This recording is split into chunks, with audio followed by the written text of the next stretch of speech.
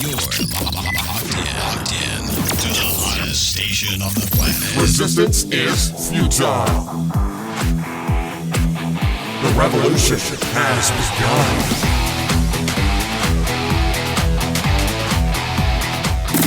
You're listening to Rebelpreneur Radio, helping you break the rules and build the business you need for the life you want. And now, broadcasting his pirate signal from somewhere beyond the status quo, here's your host, best-selling author, marketing and media strategist, Ralph Brogden. Hello and welcome to Rebelpreneur Radio. It's the show that helps you build the business you need so you can live the life you want. I'm Ralph Brogden. We talk so much about mindset because I think probably 80% of your success in life, in business, in relationships, in finances, I think 80% is your mindset and 20% is your methodology, your approach. So working on the inner game helps us to win in the outer game. And it's the inner game where we tend to fail over and over again. So bringing in people who have the best strategies for winning and developing a winning mindset, that to me is so critically important to whatever it is that we're doing in life or in business. Today's guest is going to show you how to fast forward your mindset and be fearless and focused as you accelerate your success, and that's actually the title of his book. I'm speaking with David Schnurman. He is the CEO of Lawline, the leading provider of online continuing legal education in the country. The company has served over 130,000 attorneys with over 3 million courses completed. David is also the past president of Entrepreneurs Organization New York, and as I said, he is the author of The Fast Forward Mindset: How to Be More Fearless and Focused to Accelerate Your Success. David Schnurman, welcome to Rebelpreneur Radio. Ralph, thank you so much. I am super energized by that introduction, the music that you had in the beginning. So I'm fired up to talk about mindset and share some stories. That is so exciting. Yeah, the music really sets the state. It does. It does.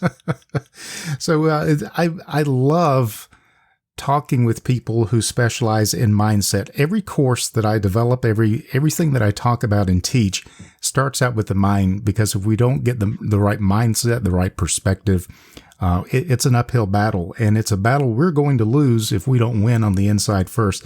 So I want to dig into that. First, tell us a little bit about yourself, David, and how did you get started in the continuing legal education business, and then how does that tie into your book? Yeah. So in 1999, I graduated George Washington University. Next year, my first year out in college, I'd make $1 million and starting my own business, and I would retire. About 3 or 4 years later, I was making $27,000 in my third sales job, realizing maybe that wasn't going to happen in that route. So I took a deep breath and tried to figure out the next moves in my life. And I decided I wanted to have a career versus just kind of moving from kind of directionless. And I applied for law school, and I went to law school. And during law school, I continued my passion for wanting to be an entrepreneur. And I actually, this is actually one of the first, I guess, quote unquote, podcasts. It was 2005 or 2006, the year YouTube started. Mm-hmm. And podcasting didn't really exist like it does today. So I actually started a TV show on public access in New York City, and it was called True NYC. And the purpose of the show was to interview entrepreneurs and find out that magic formula that they did that allowed them not only to start their business, to grow it, to become really successful. And that sounds a lot like the Rebelpreneur, what we're doing here. Yeah. You did it on television. So we're kind of in the same idea is, let's find somebody who is doing it successfully, and let's figure out what their secrets are, and then let's see if we can duplicate that success. And it was all selfish. It was because I knew I wanted to be an entrepreneur, but I figured if I knew, other people would want to know, so I might as well share it. And I love sharing. It's part of my core values, to share my knowledge and inspire other people to grow. And so I ended up interviewing people who were just getting started at the time, like Simon Sinek. I don't know if you're familiar with him. Sure. With he was just, he didn't even write the book yet. He was putting out there, and the people of that caliber, because I was in New York City, and I learned a lot. And then while I was in law school, I realized I could take the same camera that I was interviewing entrepreneurs and I could interview lawyers, and I can turn those interviews into courses. So lawyers, because it was mandatory for lawyers to take courses after they graduated. And it was an idea my dad had in 1999. He tried it for a year or two, but didn't get to where he wanted to go. And so that's what I did. I started interviewing attorneys, putting them online as courses and getting them accredited. And that's where Lawline started. And that was in 2006. Very, very neat. Now, when you say you interview attorneys, what are you getting them to do on camera that then becomes a continuing legal education fulfillment? So to your point, most of them were not interviews. They were set courses where the attorneys had a structure. So it was essentially they were doing, let's say, a course on trial skills and how to cross-examine a witness. I would try to find an attorney who already taught that course, and I would say, just teach it with us. And they would come already prepared, give me the materials, put it on the line. And so we try to make it as turnkey as possible for them. Very cool. And then, so this became a business where now recently you have served over 130,000 attorneys and 3 million courses completed. That's quite a remarkable record there. I'm happy to say that we just updated the number now, because we had 130,000 up there for years. And then I was like, let's see what the data is. And we're actually over 150,000 and over 5 million credits completed. Wow. And it's super, super inspiring. We're always, like, for example, right now, we're always trying to provide content that's interesting and relevant and topical. And so many attorneys were struggling after COVID with their firms. So we started creating content on how to go virtual in your practice, how to deal with all the insurance claims that are becoming, how to help your clients, how to help yourself, because a lot of attorneys, of course, are struggling right now. That's really, I love how you have pivoted your education business to be able to accommodate changes in the profession that probably nobody anticipated. And in addition, we've already been working on this for a while, but we're continuing on it. We have a lot of content about access to justice. It's such an important thing. I think 90% of people are self-represented because they can't get access or they don't have the ability to. And I think that's such a topic that's so important right now. And we're continuing to put content out there because, we want to not only give the right information to everybody, we want to help lead and inspire, because attorneys if you can impact attorneys, they can impact so many more people. Very, very appropriate for the time that we're living in, to make sure that everyone has equal access and equal justice under the law. And so that's interesting. What about your transition from being, I mean, this is kind of a personal question, but what was it about being an attorney and you decided to transition more into teaching? You mentioned something about your passion is to share your knowledge and your experience with people. Tell us about that transition, because I think that it definitely resonates with me. I think it resonates with a lot of our listeners who have had some very interesting professional experiences, and now they're transitioning into coaching or teaching or doing something online. Share with us a little bit about your transition there. Yeah, Ralph, and I'm sure you can relate. This is who I've been since as far back as I can remember. I could not stop it if I wanted to. The ability to want to share, put a message out there, help like what you do, help others put a message out there, because when you know something that can help somebody live their life to their fullest, you got to help them. That's what it is. So I've always had that. I over the years I've kept on refining that, and I do it first for myself. I call myself a SHA, which is a self-help addict. So I read self-help book after the other, and luckily I'm not a shelf-help addict. Yeah. I actually apply, not everything, but some things. And so because I get so much from books, that's what inspired me to write my first book, as I learned so much being an entrepreneur and leadership and the struggles of not having confidence in yourself and having fear, failure, and then not having the focus to follow through. And going through all that, I knew, and I know there's a lot of books out there, but there's always a story to tell. And so when I wrote the book, I made it 60% in story form, about sharing the struggles that I had. So it was unique to me versus just, here's my framework and here I'd apply it. Mm-hmm. But I also give a very easy way to apply it, because I, as a self-help addict, I know most books people read, they put it back on their shelf and they move on. And I wanted people to be able to at least take one thing away from their reading of the book, and hopefully they get a lot more from that. And so that was sort of the transition. And to answer your question, I actually never practiced law, because it was in law school when I started my third year building up the Lawline content. And it actually started making money before I graduated law school. I did take the bar and I became a lawyer, but I knew I had momentum and I had one shot to give it a go. And, a little bit of luck, a little bit of good timing. And luckily I didn't have to look back. That's really powerful. And I don't know if you realize it or not, but you have tapped into something that I teach, which is narrative persuasion, that your framework is important, but wrapping your framework around a narrative, a story, helps people to make an emotional connection. As you make this journey yourself, then it's easier for them to understand what you're all about, where you came from, why the framework is the way it is, so that you can take people from where they are to where they want to be, because it's your journey is their journey. It becomes the story of we, not just the story of me. So you exemplify that. And as well, your professional history in pivoting in law school to doing what you're doing now, I think it really exemplifies what you're calling the fast forward mindset. Give us the Reader's Digest version. What is a fast forward mindset? So the fast forward mindset is not about doing things faster. I want to be very clear about that. It can take you a long time to get things done. It's about how to be more fearless and focused to fast forward your impact on the world around you.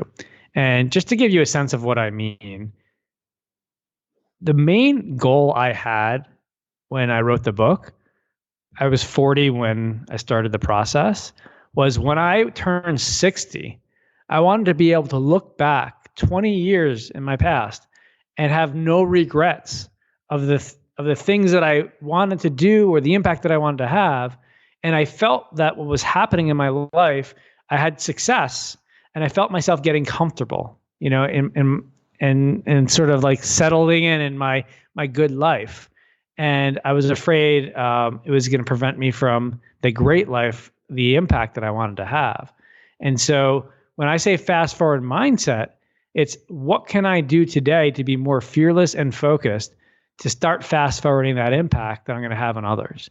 It might take you 5 years, it might take you 10 years or 6 months, doesn't matter, but it's about moving forward versus sort of staying still, because you're always moving forward at some speed because time is moving forward. And so what I'm trying to do is help you break through more walls faster. I love that. And I love the idea of future pacing, where you can actually time travel, go into the future and feel what that is like, and then use that as vision and motivation to figure out what do you need to be doing today so that when you get to that place in the future, there's no regret, only gratitude for the things you've done, the impact you've made, the influence that you have had in a positive way on everyone around you.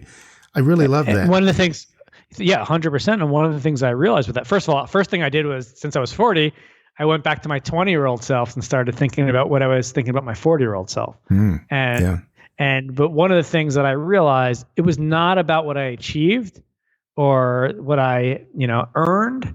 It was about the effort that I put in to the impact that I wanted to have. Because if you put the effort in and you're as fearless and as focused as you can be on a daily basis and a large basis, on a bigger picture basis, then not only you're going to hit many of the things you want, you're going to feel like you put it all on the table. And that's what the book's about, is how to get out of your comfort zone to do that. Well, that leads me to a question then. What is it about human nature, in your opinion, that keeps us in our comfort zone? Why is it so important that we get out of the comfort zone and adopt this fast forward mindset? What's holding us back? So the first thing I would say is, because some people, to that point, they're like, well, I want to be comfortable. Why do I have to be uncomfortable? And my response to that is, look, if you're completely happy with where you are, and there might be that person, and I'm sure there are people like that, who have the perfect job, the perfect life, exactly where they want to be, they don't want more, then I would say, okay, you're good.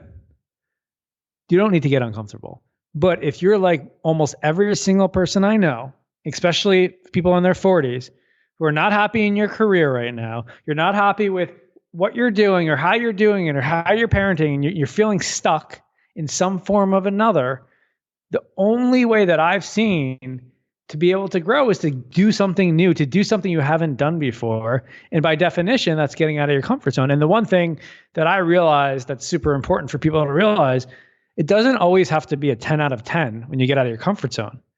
Why don't you start with a 2 out of 10? Start with a 3 out of 10. You don't have to start with a marathon. Start with a 5K, right? Or start with reading a book. And I think too often people think it has to be a big next step, and focusing on the small little steps, and not, as an example, Jerry Seinfeld, who is a famous comedian, when he was first starting out as a comedian, he asked some older successful comedians what advice they had to him. And they said, Jerry, what I want you to do is don't follow what most people do, which is they spend, one day a month and they write all their jokes. Instead, I want you to write 1 joke a day, or 3 jokes a day, they said, I think, every day, and never stop. And then Jerry did that in a month. He had 100 jokes.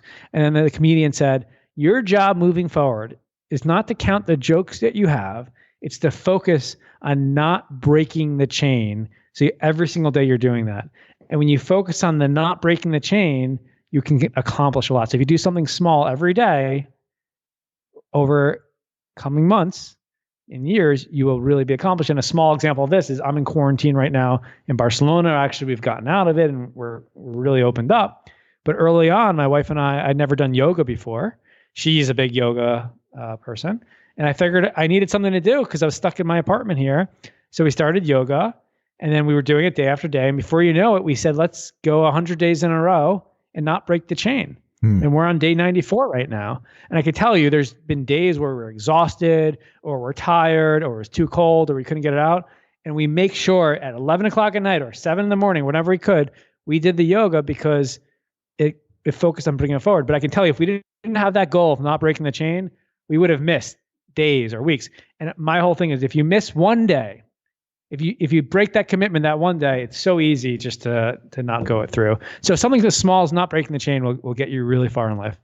I love that. Yeah, what a great strategy. And it's something that applies in lots of different ways to your business, to your relationships, writing 1 thank you card a day and not breaking the chain, making 1 extra sales call a day and not breaking the chain, writing 4 good paragraphs per day and not breaking the chain if you are a writer. So lots of neat ways that we can apply this. What are some other things? Share with us your framework.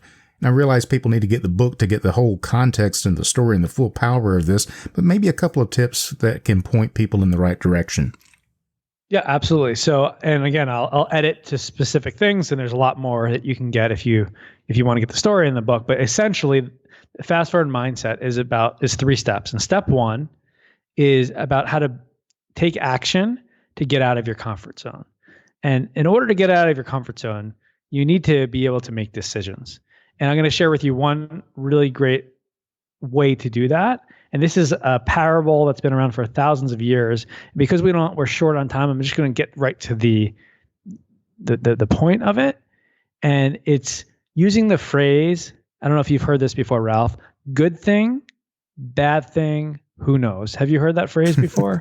I haven't, but it sounds very, very yogi-like. So it is. And the purpose of it's a 2-minute parable I can share, which is super powerful. Sure. I don't know if we have time. Yeah, okay. Go ahead. So just to give you the full explanation, there's a farmer and his son. This is 2,000 years ago on a farm in China. And they buy a horse from the neighbor. The next day, the horse escapes. The neighbor comes running over, goes, "Oh my God, I'm so sorry, your horse escapes. That's terrible." The farmer looks at him and says, good thing, bad thing, who knows? 3 days later, the horse comes back and it brings back 2 wild horses with it. They're able to get it back into the farm. They close the gates and the fences. The neighbor comes running over again and goes, oh my God, look at this. You have more horses. Good for you. Of course, the farmer looks at him and says, good thing, bad thing, who knows? 2 days later, the farmer's son is riding on one of the wild horses to break it in. He falls. He breaks his arm. He breaks his leg.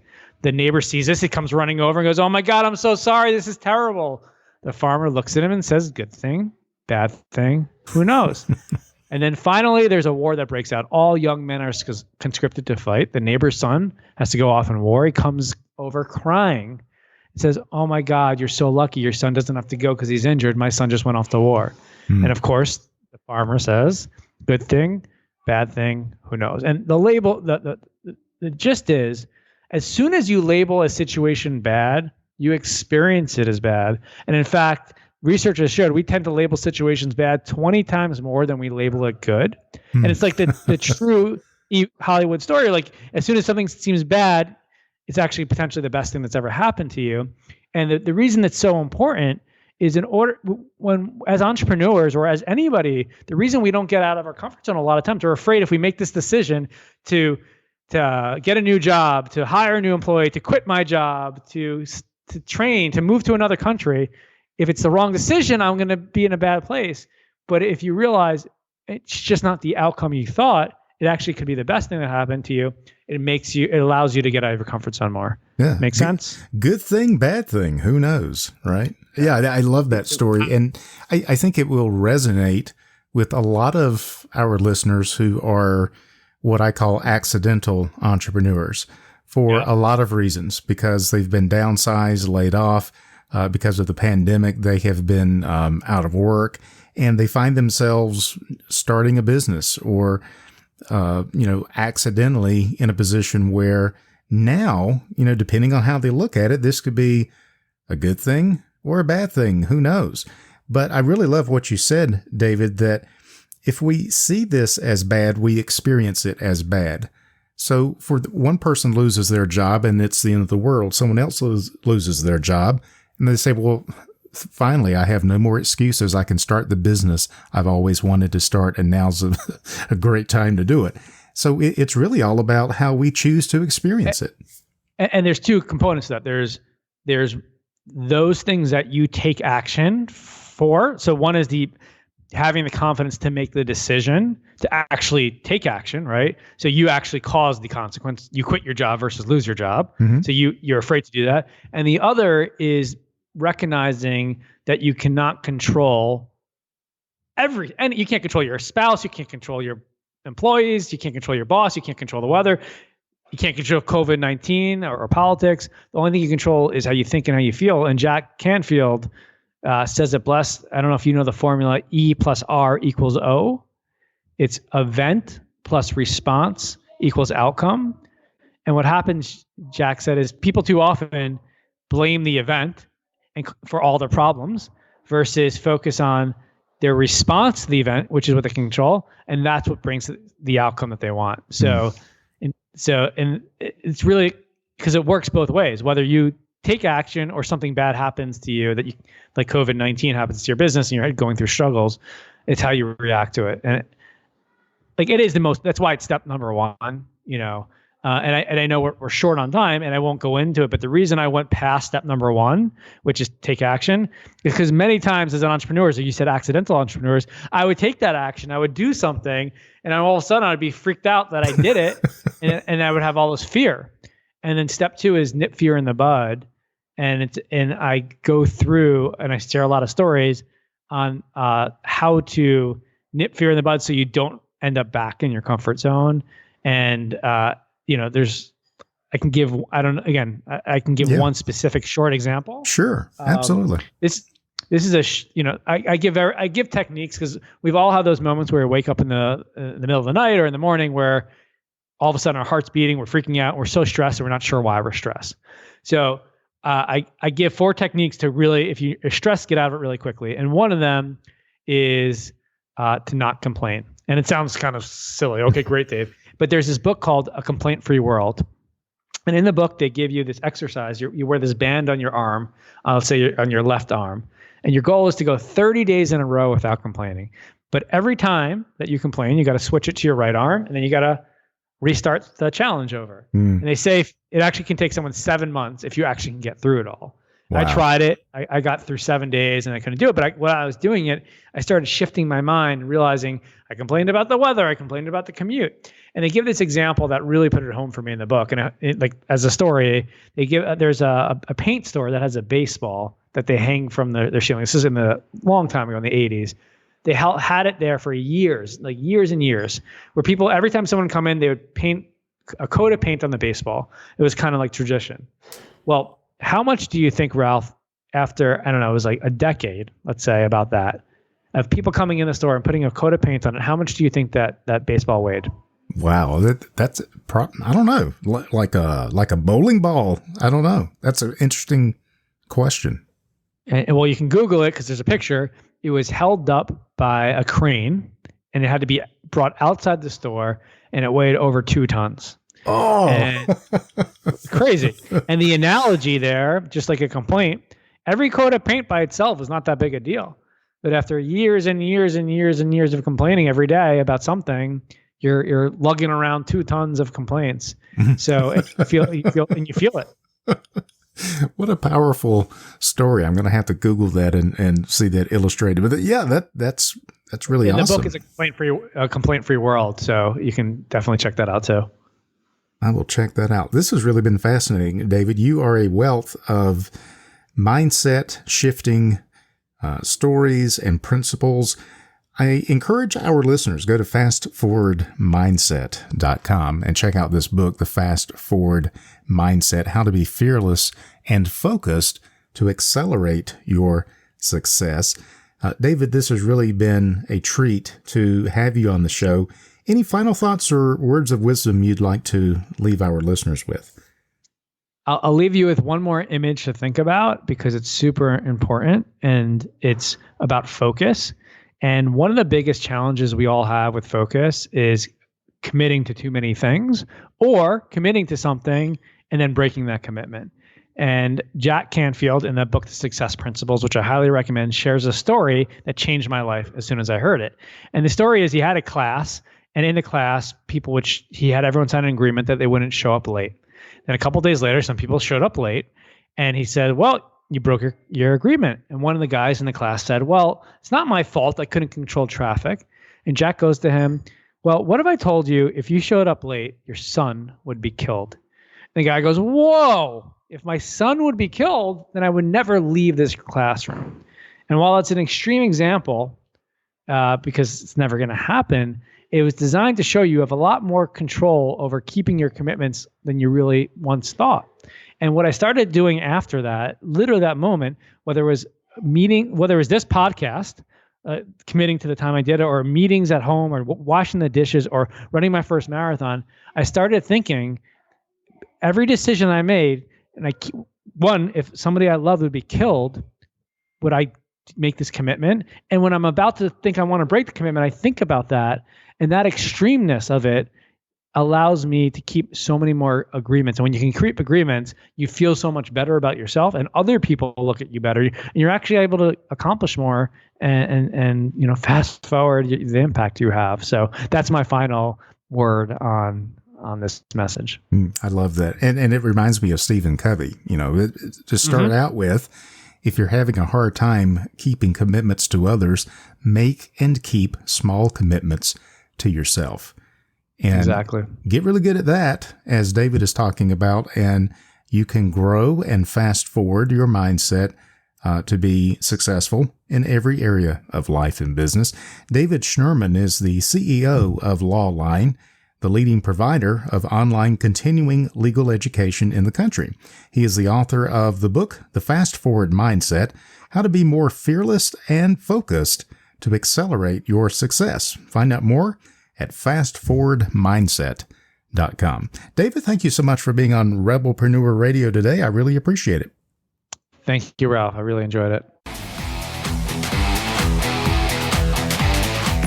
You've been listening to Rebelpreneur Radio with Ralph Brogden. Download the show notes and much more at rebelpreneur.com.